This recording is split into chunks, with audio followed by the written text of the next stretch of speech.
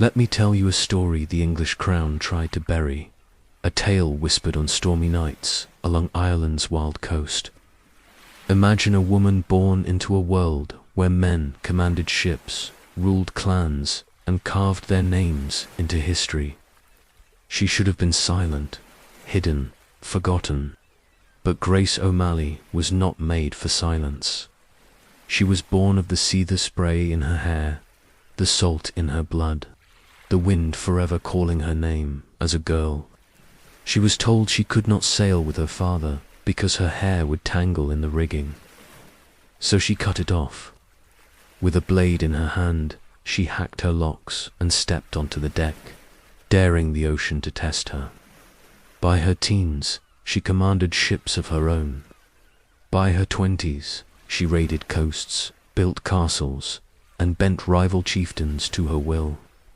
By her 40s, she was a pirate queen feared from Galway to Spain. But her boldest act was not at sea.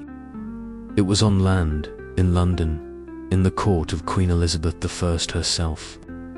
Picture this, a weather-beaten Irish pirate draped in rough clothes, standing face to face with the most powerful woman in the world.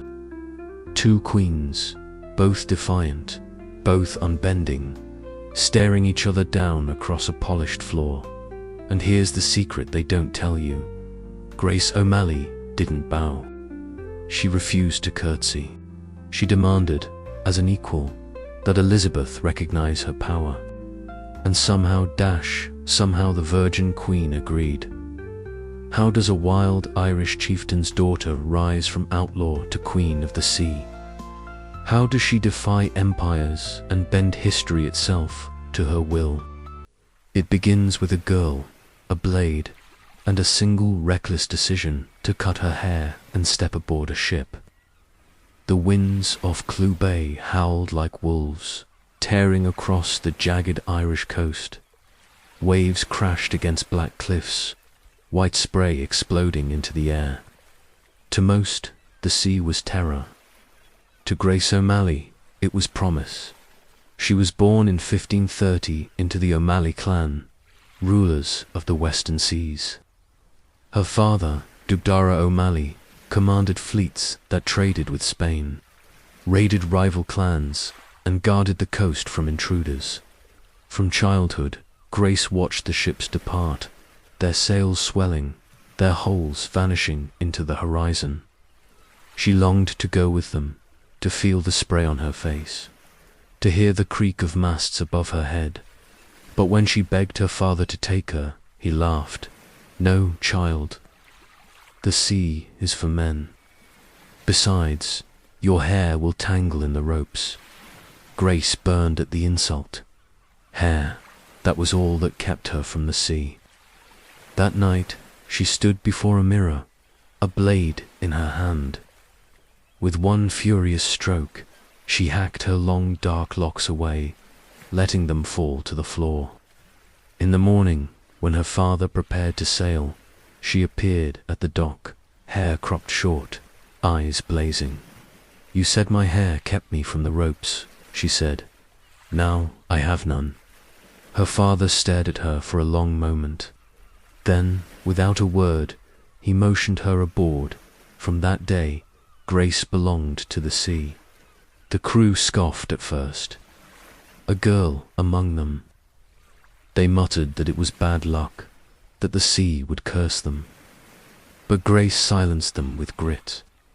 She hauled ropes until her hands bled, climbed rigging higher than any boy, and stood steady at the tiller through storms that made hardened sailors vomit over the side.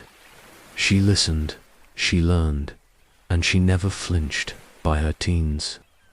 She could navigate by stars, chart shoals by memory, and command a crew with a voice sharp as gulls' cries. The men stopped laughing. They began to obey. When she came of age, she married into the O'Flaherty clan, gaining more ships, more men, more power. Yet marriage did not tame her. She sailed at the head of raids, her cutlass gleaming, her cries ringing over the roar of cannon. Tales spread of Grace O'Malley, the pirate Queen of Connacht, who plundered merchants, defied rivals, and built stone fortresses along the coast. But power breeds enemies. One summer, as her fleet returned from Spain laden with wine and salt, they were ambushed by the Joyce clan. Outnumbered, her men faltered. Grace seized the tiller, her hair whipping in the wind, her voice cutting through panic. Turn her broadside. Fire, damn you, fire. The cannons roared. Smoke and flame engulfed the bay. Grace's ship rammed the enemy, her men boarding with cutlasses raised. Grace herself leapt onto the enemy deck, her blade flashing, her voice rising like thunder. By dusk, the Joyces were broken, their ships ablaze, their dead drifting in crimson waters. From that day, none doubted her. Grace was no man's ornament, no silent wife. She was a captain, a leader, a queen of the sea. Yet her story was only beginning. Ireland was not free. The English crown pressed closer each year, sending governors and soldiers to shatter the old Gaelic clans. The O'Malleys held the seas, but on land, English law spread like fire through dry grass. Castles fell, chieftains bent knee, the old ways crumbled. Grace would not bow. One evening, as fires burned on the horizon where English troops marched, Grace stood at the walls of her castle on Clare Island. The sea glimmered dark below, her ships rocking gently at anchor. Her children slept within, her men drank in the hall. But Grace's eyes burned with fury. They will not take this coast, she whispered. They will not break the O'Malley name. The gulls wheeled overhead, their cries sharp as steel. Grace clenched her fist. The fight was coming. She would meet it not as a woman, not as a wife, but as the Sea Queen of Connacht, and soon she would discover just how far her defiance could carry her across battles, betrayals, and even into the heart of England itself. The dawn mist clung to Clew Bay, soft and silver, hiding the countless islands that dotted the waters like stepping stones left by giants. Grace O'Malley stood at the prow of her galley, her cropped hair damp with spray, her eyes fixed on the horizon. She was no longer the bold girl who had cut her locks to defy her father. She was a woman now, hardened by storms and sharpened by blood. With children in her hall and warriors at her back, the O'Flaherty clan had been her husband's people. But his death had left her a widow before her time. Most women would have retreated into shadows, kept to hearth and hall. Grace did the opposite. She seized his ships, his men, his power, and she carved her name into the waves. By the time whispers reached Dublin, it was already too late. Grace O'Malley commanded Clew Bay itself. Her fleet was not vast by empire's measure perhaps. A dozen galleys, swift and sharp, crewed by hardened men who swore loyalty to her alone. But in a world where even a single raid could cripple trade, her ships were enough to command respect and sow terror. She sailed the length of Connacht's coast, striking at rivals, plundering merchants, and taxing those who dared pass through her waters. And tax she did. Merchants learned quickly, no ship could pass Clew Bay without paying tribute. Grace's men would row out in long boats, their oars slicing water, their spears gleaming. They would call to the captains, pay the Sea Queen or risk the consequences. Most paid. Those who didn't soon regretted it, their ships stripped and set adrift, their crews beaten or worse. But Grace was not reckless. She did not kill without reason, nor burn for sport.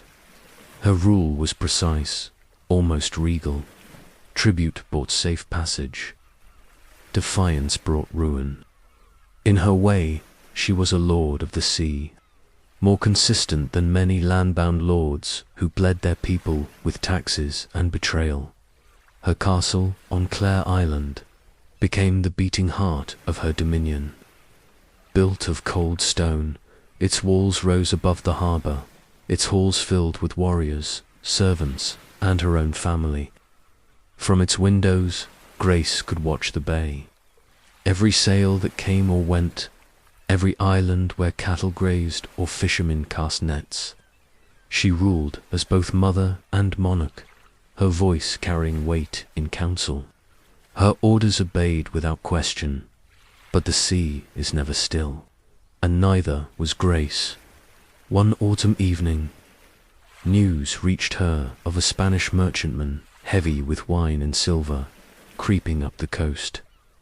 Grace wasted no time. She gathered her fleet, the galleys slipping through mist like wolves. The Spanish ship never saw them until it was too late. Her men swarmed aboard, cutlasses flashing, pistols barking. The Spaniards fought bravely, but they were traders, not warriors. Within an hour, the deck was theirs.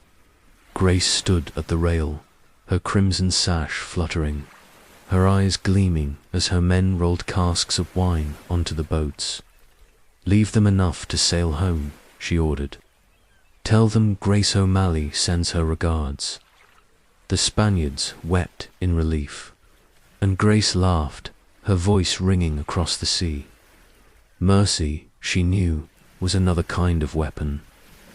Let them carry her name back to Spain. Let them tell tales of the Irish pirate queen who spared them. Fear was sharpest when salted with awe. Her fame spread. Fishermen in Galway told stories of her storms. Traders in Spain cursed her name as they poured their wine. English governors muttered angrily in their halls, though none yet dared to strike her directly. Grace had become something rare, a woman who commanded not from behind walls, but from the prow of a ship. Yet enemies are never idle. The MacMahons of Baileyvoy, rivals on land, thought her power overblown. They whispered that she was no queen, merely a widow clinging to men's swords. They ambushed her, seizing her cattle and burning her lands. Grace answered not with pleas, but with steel. She gathered her men, marched on their castle, and besieged it with fire and fury. For days, smoke rolled across the fields, her cannon hammering stone. At last, the MacMahons yielded, their pride shattered, their tribute doubled. Grace stood in their hall, her cutlass resting on the Lord's table, and declared, "No man steals from the Sea Queen and lives." From then on, few dared challenge her directly, but the English crown pressed ever closer. The Tudors sought to break Ireland's clans, replacing Gaelic law with English rule. Castles with garrisons, lords with governors. They demanded submission, obedience, rent. Many Irish lords bent the knee. Grace did not. When English ships ventured near Clew Bay, she treated them as she did all others, taxed them if they obeyed, plundered them if they defied. To London, she was not a chieftain but a pirate, an outlaw. Yet to her people, she was protector and queen, holding the coast against foreign grip. It was during these years that Grace forged her reputation as more than just a raider. She was cunning, fearless, and ruthless when needed, but also shrewd in alliance. She married again to Richard Burke, a powerful lord known as Iron Richard. The marriage was political, binding two great clans together. Yet Grace would not be tamed even in marriage.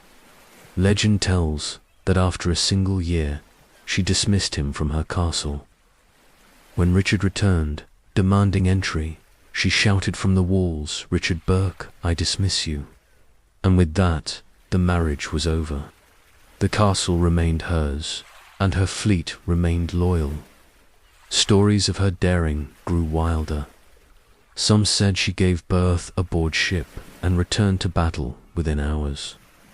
Others swore she captured a castle by trickery, sailing up with only a few men, pretending to be traders, then seizing it from within.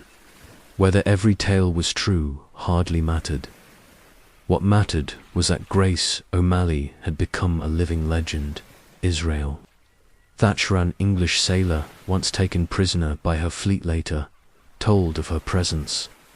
She was unlike any woman I had ever seen, he wrote. Fierce as a hawk, calm as a queen, with eyes that saw through you like glass. Her men worshipped her, feared her, and would have followed her into hell itself. But legends draw hunters. By the 1570s, the English crown had tired of whispers. Governors in Connaught, empowered by London, began to target her directly. They sent soldiers to raid her lands, seized her cattle, burned her villages. They branded her not as a noble woman, but as a pirate, an enemy of the crown. Grace struck back. Her ships attacked English garrisons, cut off supply lines, and harried their soldiers along the coast. She was no longer just raiding for wealth. She was fighting for survival. For her people, for her clan. One brutal winter, as snow clung to the mountains, English soldiers trapped her in her castle on Clare Island. Supplies dwindled, men grew restless, hunger gnawed. Yet Grace stood firm. She walked the battlements each night, her cloak snapping in the wind, her voice carrying across the walls. They may take our cattle, she said. They may burn our lands, but they will never take the sea. And as long as we hold the sea, we are free. The men roared in answer, their faith renewed. When spring broke, Grace slipped through the blockade, her galleys darting through mist, her enemies left cursing on shore. The English crown would not forget. But neither would Grace. She had defied rivals, seized castles, ruled bays, and struck fear into empires. Yet the greatest battles still lay ahead, battles not only at sea, but in the heart of power itself. For one day, Grace O'Malley would step off her deck, cross the sea to London, and stand face to face with another queen. But for now, she was content to be what she had made herself, the Sea Queen of Connacht, Ireland's defiant daughter, mistress of Clew Bay. The English never forgot insults. And to the governors of Connaught, Grace O'Malley's very existence was insult enough.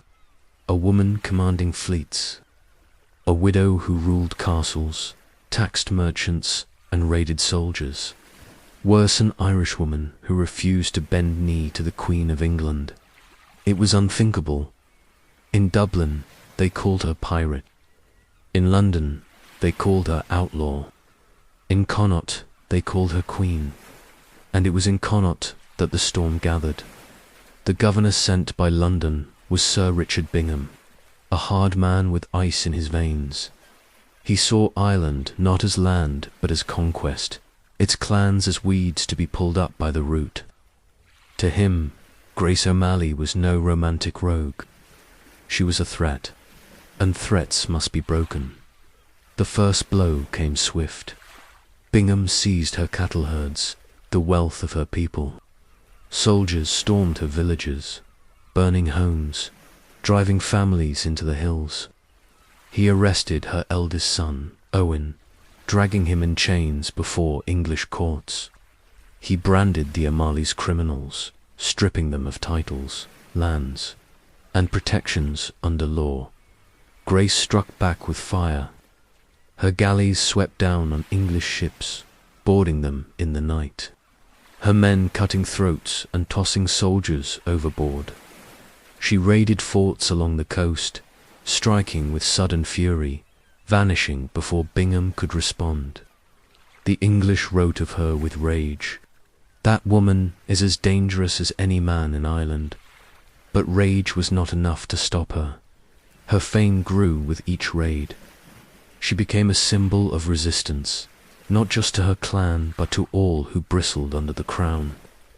Irish peasants whispered her name like a prayer. Women sang songs of her in the fields. Men toasted her in taverns, calling her the Sea Queen. This was power greater than silver, greater than fleets. And Bingham knew it. He tightened the noose.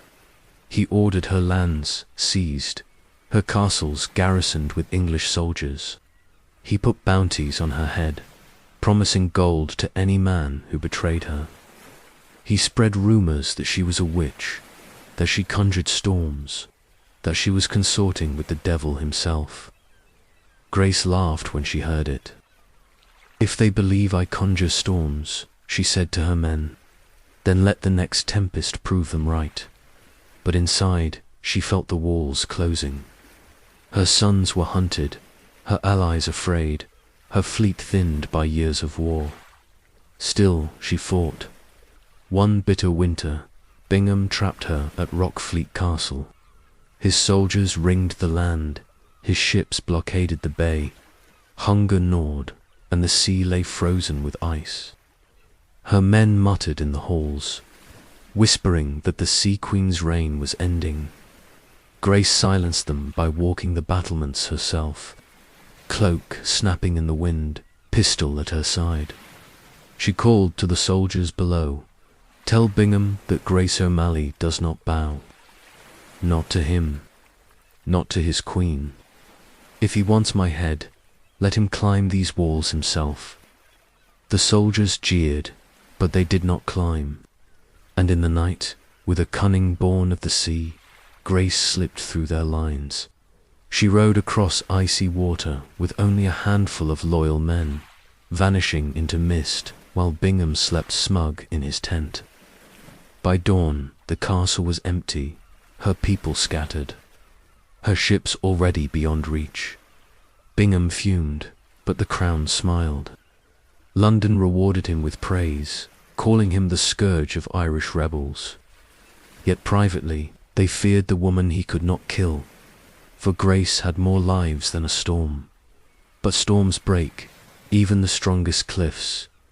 In 1586, Owen, her beloved eldest son, was executed on Bingham's orders. They said he died bravely, but to Grace it was a wound deeper than any blade. She wailed upon hearing it, her cries echoing across the stone halls of Clare Island. But when the tears dried, fury remained. "My son is dead," she told her clan, "but England will learn I am not." She sailed harder than ever. Spanish merchants felt her wrath. English garrisons trembled at her approach. Her enemies called her reckless. Her people called her avenger. Yet vengeance has its cost. The English tightened their grip, garrisons multiplying, fleets patrolling every bay. Grace's ships, once unstoppable, grew fewer with each year. Her halls grew emptier, her coffers thinner. The noose was closing, and even she knew it. But Grace O'Malley was not a woman who surrendered in 1593. Her world changed again. Bingham arrested her youngest son, Teabot, and her half-brother. They were bound for execution. Grace raged, but fury could not free them. The old ways had failed, her raids, battles, blockades. She faced the truth. Only one path remained. She would go to England, to London, to the heart of her enemy, to Queen Elizabeth herself. The thought was madness. Elizabeth was the most powerful woman in Europe, ruler of an empire, conqueror of Ireland. Grace was a pirate, a rebel, a thorn in the crown's side. No one believed she could walk into Elizabeth's court and live. But Grace believed. "If Bingham seeks to kill my blood," she said, "then I'll go to the one who can leash him. If Elizabeth is truly a queen, let her face me as one." Her clan begged her not to go. Her men warned her it was a trap, but Grace only smiled. "I've faced storms, steel, and death," she said. "What's one more queen to me?" And so, in the summer of 1593, Grace O'Malley, the Sea Queen of Connacht, set sail for England. She left behind her castles, her fleets, her wild Irish coast. She carried only her courage, her defiance, and the hope that even in London's gilded halls, the roar of the sea could still be heard. The journey was long, the stakes immense. She knew she might never return, that Elizabeth might order her head struck off before she spoke a word. But she also knew that destiny was not written on land. It was written on the waves, and Grace O'Malley was the sea itself. The stage was set, to queens, to empires, one throne room, one raised by storms, the other by crowns. Their meeting would decide not just the fate of Grace's family, but the fate of Ireland's last defiant daughter. The gulls wheeled overhead as her ship turned east. The horizon burned gold with dawn. The sea whispered promises and threats alike, and Grace, standing tall at the prow, whispered back, "I am coming, Elizabeth. Let us see which queen bows."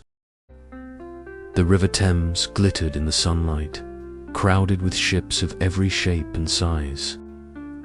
London was a roaring beast of smoke and bells, merchants and beggars, towers and gallows.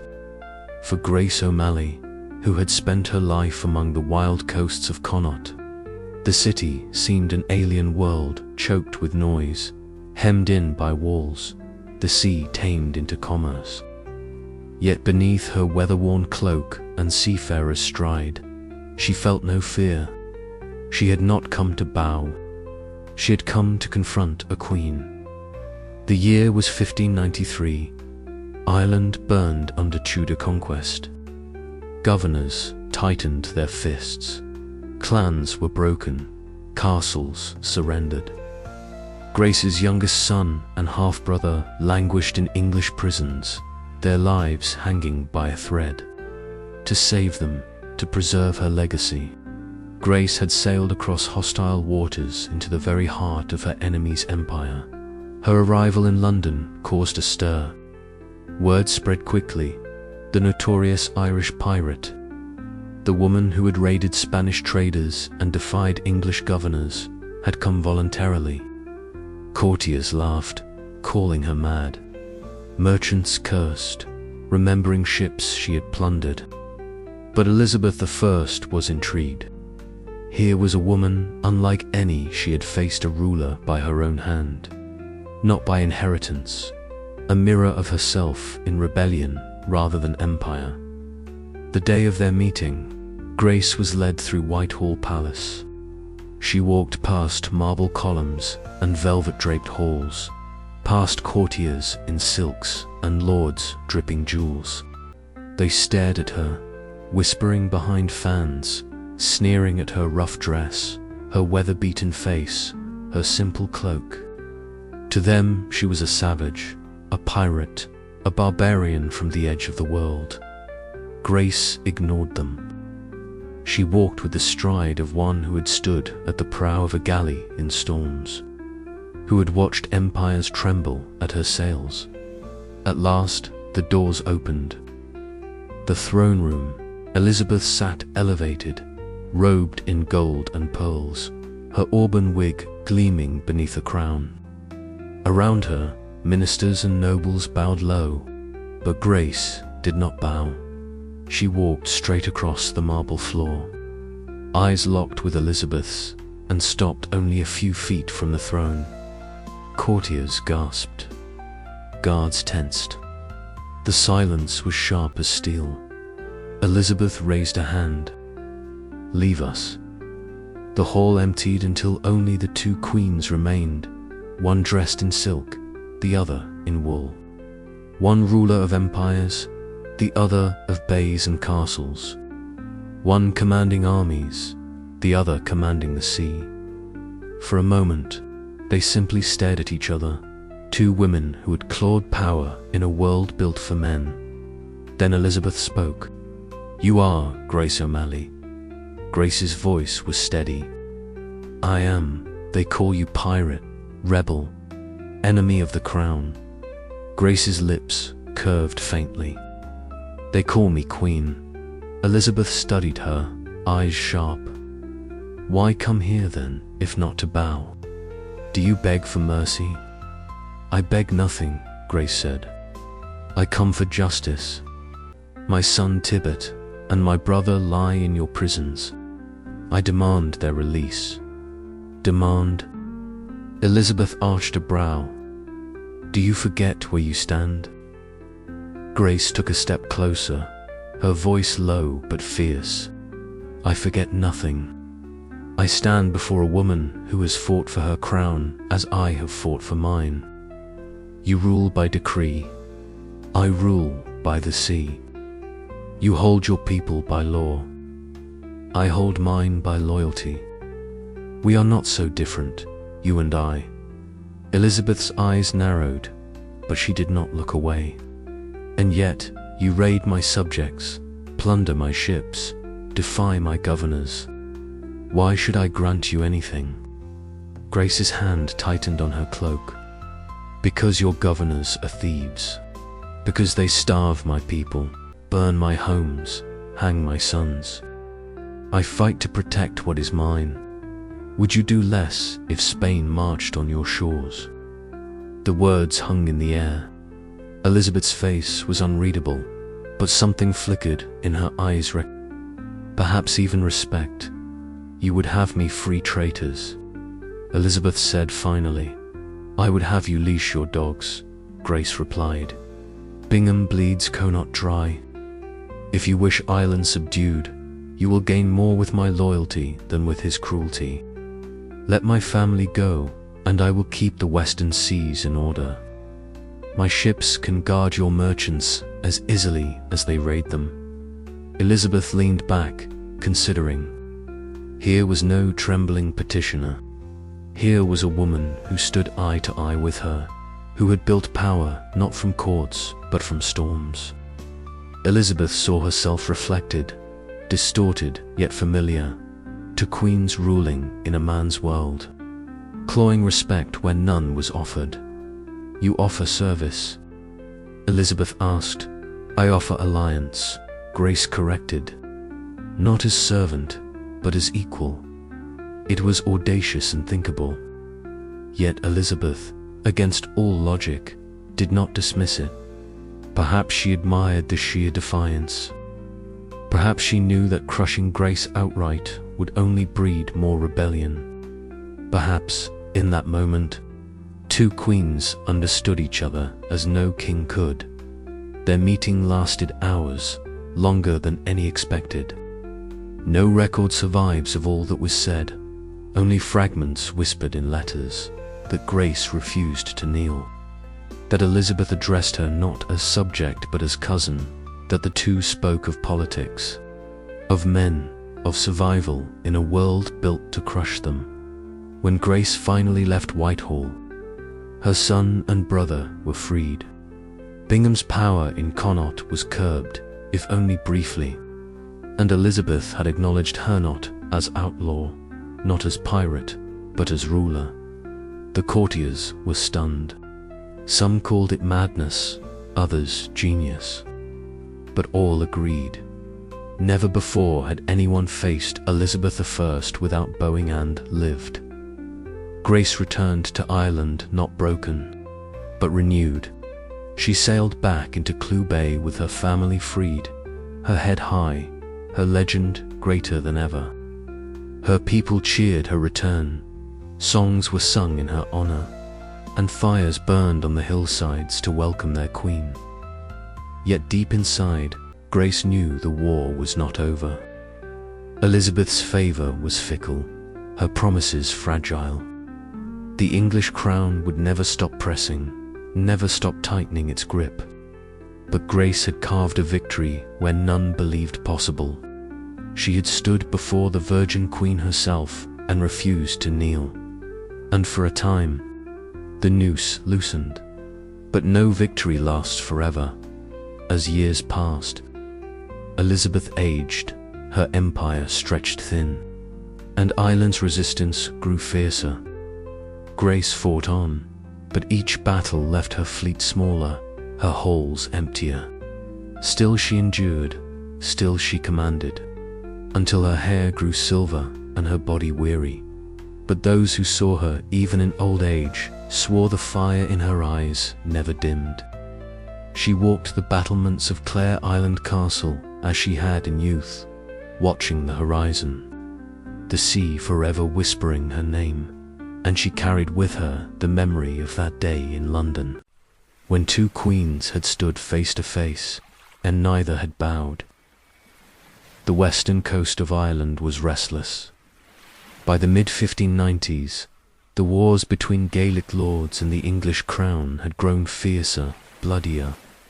Elizabeth's soldiers pressed harder, castles fell one by one, and the old Gaelic order cracked under the weight of conquest. Yet amidst it all, the name of Grace O'Malley still carried like thunder across Connacht. She was older now, her black hair streaked with grey, her body marked with scars and time. But her stride was strong, her voice steady, and her will as sharp as ever. On the battlements of Clare Island Castle, she watched the Atlantic roll endlessly, the gulls shrieking above, her cloak snapping in the wind. To her people, she was still their queen. To the English, she remained a thorn too stubborn to pull. After her meeting with Elizabeth I, there had been a fragile pause. The Queen had ordered the release of Grace's son Tibbet and her half-brother. A victory Grace had carried home like a trophy. For a time, the English governors kept their distance, wary of Elizabeth's word. But promises fade quickly in war. Sir Richard Bingham, her old nemesis, was soon back to his games. Soldiers raided villages, seized cattle, imposed taxes so crushing that even the wealthiest clans staggered. Bingham wrote to London of that woman, Grace O'Malley, who defies authority still, and must be stamped out like fire. Grace responded with fire of her own, her galleys once again prowled Clew Bay, intercepting supply ships meant for English garrisons. Her men struck at night, cutting throats silently, seizing stores of powder and grain. The English cursed her name anew, branding her a liar who had broken her word to Elizabeth. But to Grace, she had broken nothing. She had sworn alliance as an equal, and the crown had betrayed her first. Yet time was no longer her ally. The years weighed heavy. Her fleet, once a dozen strong, dwindled. Ships aged and rotted, crews deserted or were killed in endless fighting. Sons of her men grew up under English law, learning English tongues, forgetting Gaelic pride. The tide was turning, and even the Sea Queen could not turn it back, but she refused to yield. One bitter autumn, English forces struck at her lands again. They burned crops, tore down villages, and hanged rebels in the square. Grace rode out with what men she could muster, her horse galloping through smoke, her cutlass flashing. She fought like a demon, her cloak torn, her face streaked with soot.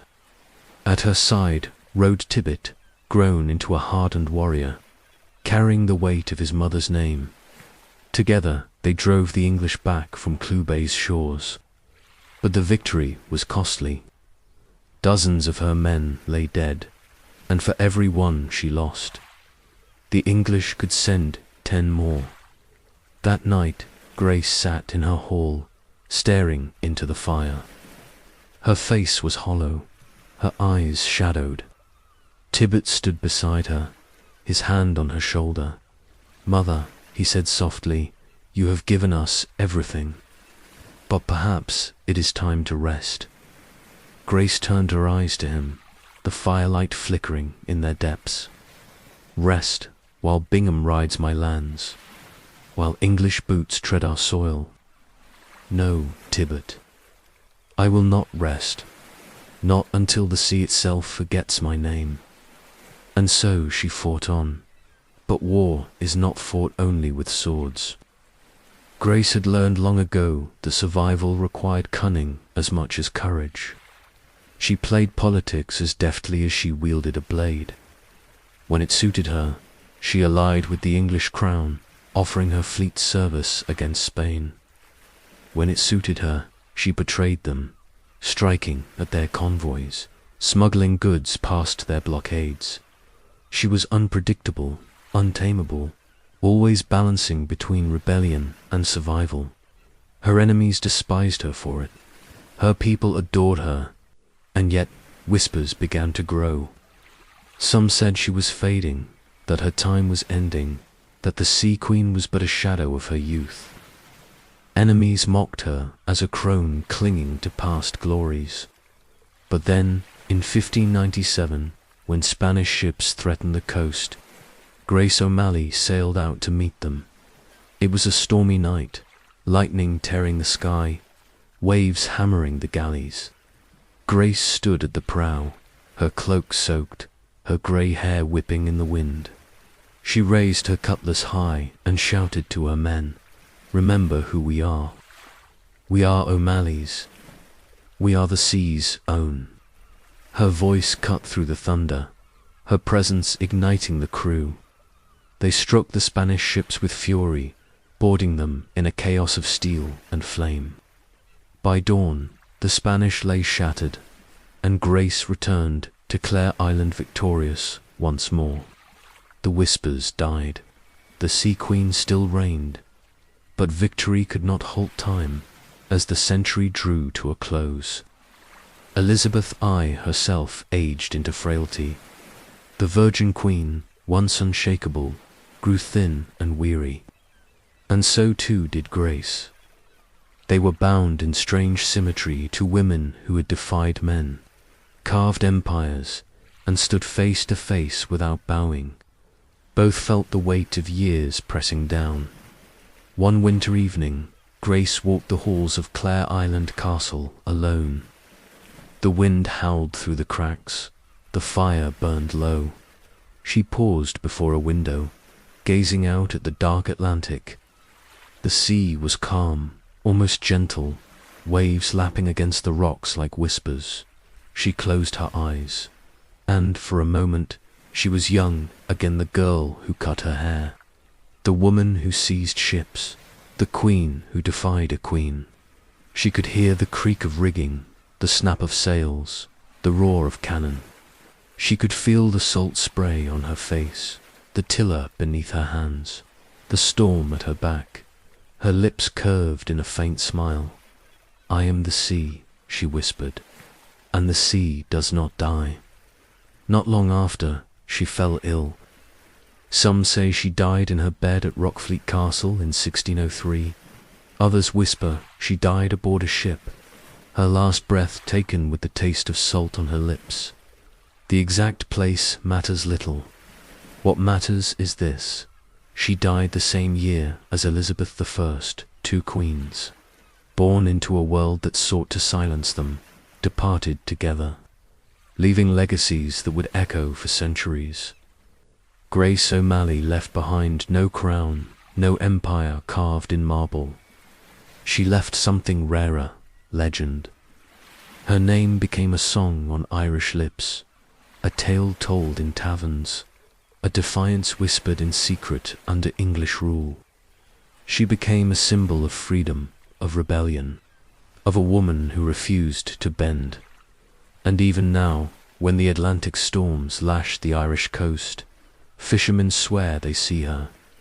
A shadow on the cliffs, a galley in the mist, a woman's voice carried on the wind. Grace O'Malley, the Sea Queen of Connacht, still keeping watch. 1603 was a year of endings. Across Europe, kings fell, crowns shifted, wars smouldered.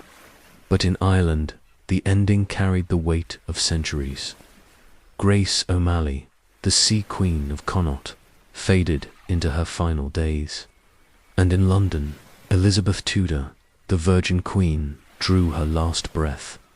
To women who had stood against the tide of their age, who had stared each other down as equals, left the world in the same year as if destiny itself had woven there, lives together and cut the thread at once.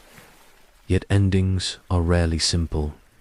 Grace O'Malley was old now, her body weary, her once dark hair streaked entirely with silver, but her spirit burned on. She still walked the battlements of Rockfleet Castle, gazing out at Clew Bay as if daring the Atlantic itself to forget her. Villagers still lit fires on the hills when her ships sailed, still sang her name in songs that defied the silence English rule sought to impose. But the English grip had grown iron. Castles that once flew Gaelic banners now flew the Red Cross of St. George. Clans were broken, their lands confiscated, their heirs forced into English schools to forget their tongue. The old Gaelic order was dying. Grace had fought it with blade and cannon, with guile and courage, but even she could not halt the march of empires. One autumn night, the sea was calm, unusually calm, as if the world held its breath. Grace sat by the fire in her hall, her grandchildren sleeping nearby, her loyal few gathered with mugs of ale. Tibbet, her son, sat beside her, grey-haired now himself, yet still the boy she had once saved from English chains. "Mother," he said softly, "you've fought more battles than any man I know. You've given us land, freedom, a name that none will ever erase. Rest now. Let us carry it forward." Grace looked at him, her eyes dim yet fierce. "The sea never rests, nor will I. But the time comes when even the sea must claim its queen." She rose, frail but proud, and walked to the window. Outside, moonlight painted the bay silver. For a moment, she swore she saw it. A galley gliding silently across the water. Black sails snapping in a wind that did not blow. Her younger self standing tall at the prow, cutlass raised. She blinked, and the vision was gone. Days later, she was gone too. Some say she died quietly in her bed at Rockfleet Castle. Others swear she slipped away aboard a ship, breathing her last with salt spray on her lips. No record survives to say for certain. What is certain is that the year was 1603, the same year Elizabeth I died in London, her body dressed in jewels, her empire trembling on the edge of change, to queens. Two legacies. 1 year to the English, Grace O'Malley faded into the margins of history, dismissed as a pirate, an outlaw, a footnote in the conquest of Ireland. But to the Irish, her story lived on like fire in the dark. Bards sang of her raids, mothers told children of her defiance. Fishermen whispered her name when storms threatened to capsize their boats. And then came the stories the ones know, English record ever wrote down. They said her ghost roamed the cliffs of Clare Island, a woman in a cloak of sea spray, watching every ship that entered the bay. They said her voice could be heard in the wind, warning fishermen of storms before they struck. They said that in the blackest nights, when thunder split the sky, her galley could be seen sailing across the horizon, oars churning, her figure tall at the prow, eyes blazing like fire. Some swore that English ships still vanished in Clew Bay long after her death. No trace left but splintered wood washing ashore. Others told of a crimson-sashed woman who appeared in dreams, whispering in Gaelic, "Stand, fight, never bow." Her legend became larger than her life. Centuries later, When Ireland rose again and again against English rule, her name was invoked as a battle cry. Rebels carried banners painted with galleys. Singers wrote ballads of the Sea Queen who bowed to no one, not even Elizabeth. To them, she was not just history, she was a promise, proof that defiance could outlive defeat. And so Grace O'Malley did what no pirate, no queen, no mortal ever could. She refused to die. Even now, in the 21st century, her castles still stand Clare Island, Rockfleet, Carrickahalla silent stone witnesses to her reign. Tourists walk their halls, listening for echoes of her voice. Locals tell stories that make visitors shiver, how fishermen see a woman on the cliffs during storms, how her song drifts on the wind, how her galley sails under the moon when no other ship dares leave port. The Sea Queen never bows. The Sea Queen never dies, and perhaps that is the greatest victory of all. Elizabeth left her empire, her portraits, her laws. Grace left something harder to erase, myth, a living ghost that still rules the Irish Atlantic. Her name carved not in books but in waves and wind. So the question remains, was Grace O'Malley just a woman, or did the sea itself crown her eternal? When storms batter Clew Bay, when black waves slam against the rocks, when fishermen whisper prayers and clutch their nets, you might ask yourself if the shadow you see in the spray is only a trick of light, or if it is her, still watching, still ruling, still defying. Grace O'Malley and Elizabeth Tudor, to queens who never bowed to men, who stood against empires, died in the same year, 1603. Coincidence, or the hand of fate tying their stories together forever? Grace's castles crumble, Elizabeth's empire faded, but Grace's legend only grows. Some say she still sails the Atlantic, her galley a phantom on the horizon, her voice in every storm. If you thought Grace O'Malley's defiance was wild, wait until you hear the next untold pirate story. Darker, stranger, and closer to truth than you dare imagine. Subscribe and sail with me into the shadows of history.